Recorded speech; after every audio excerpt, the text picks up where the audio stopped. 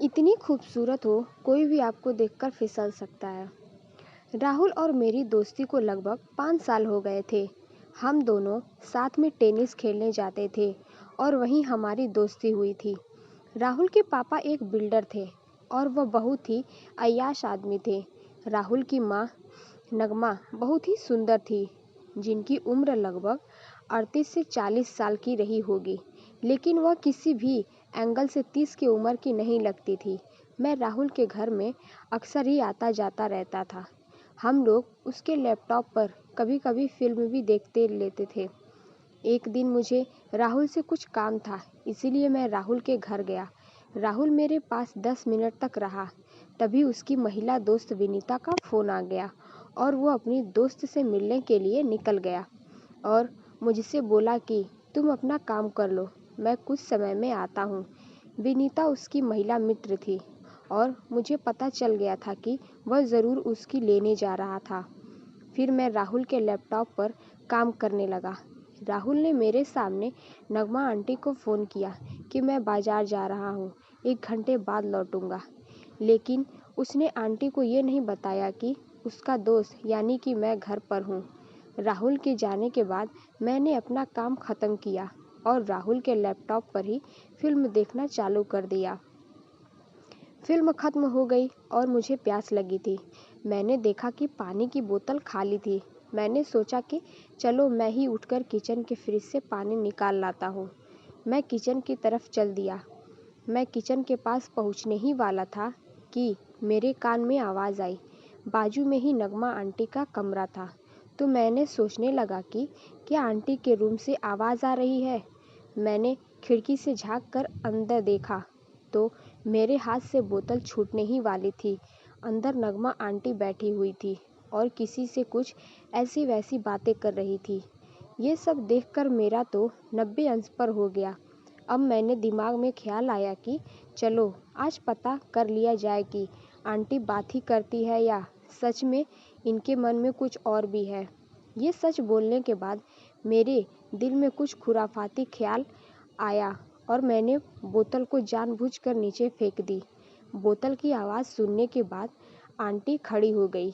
फिर मैंने देखा कि नगमा आंटी बाहर आ गई। पिंक रंग की साड़ी में वो बहुत ही खूबसूरत लग रही थी। उन्होंने मुझे देखा और बोली, तुम यहाँ?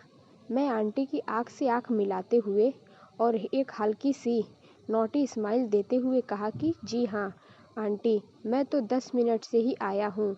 आंटी यह सुनकर हैरान सी हो गई।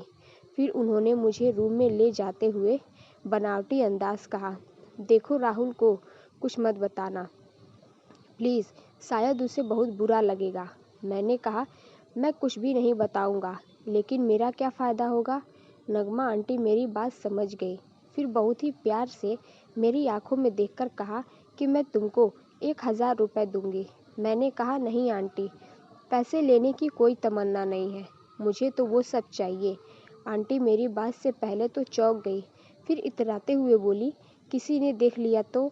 मैंने कहा, आंटी, अंकल को तो रात से पहले आते नहीं हैं, राहुल को मैं देख लूँगा। आंटी थोड़ा सा मुस्कुराते हुए बोली, देखो मैं वो नहीं चाहती, क्योंकि मैं पहले से ही तेरी अंकल की बेरुखी से हैरान हूँ। मैंने कहा, आंटी घबराइए मत, आज से आपको कोई प्रॉब्लम नहीं होगी। फिर आंटी मेरी तरफ हैरान सी होकर देख रही थी। फिर मैंने बोला कि राहुल तो अपनी दोस्त के यहाँ गया है। तो आंटी ने हैरानी से पूछा, कौन सी दोस्त? तो मैंने बताया कि उसकी एक महिला मित्र है जिसका नाम विनीता है, वो उसी के पास गया है। मेरी बात सुनकर आंटी मुस्कुराने लगी और बोली, तो जो मेरा बेटा लेने गया है, क्या वो मुझे अभी मिल सकता है? मैंने कहा, हाँ हाँ, क्यों नहीं। वैसे भी आंटी, आपको इतनी खूबसूरत हो, कोई भी आपको देखकर फिसल सकता है। फिर उसके बाद हमारे बीच फुटबॉल मैच हुआ, जिसमें मैंने कुछ ही देर में 2 गोल कर दिया।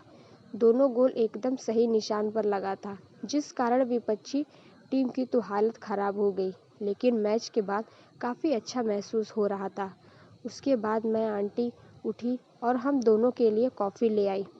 फिर मैंने आमिर को फ़ोन किया और उसने बताया कि वह 20 मिनट और लगेगा। तो आंटी के चेहरे पर एक स्माइल फैल गई और बोली, ये लो लगता है तो तुमसे भी बेहतर गोल मारने वाला है। फिर मैंने कहा कोई नहीं, अभी तो ये मेरा पहला मैच था, आगे और भी अच्छा खेल दिखाऊंगा। तब आंटी ने कहा ठीक है, देखा जाएगा। फिर वो बाद में मुझे अक्सर फ़ोन करके बुलाया करती थी। तो दोस्तों, कैसी लगी मेरी कहानी? अगर चैनल पर नए हैं तो चैनल को सब्सक्राइब करें। Thanks for watching.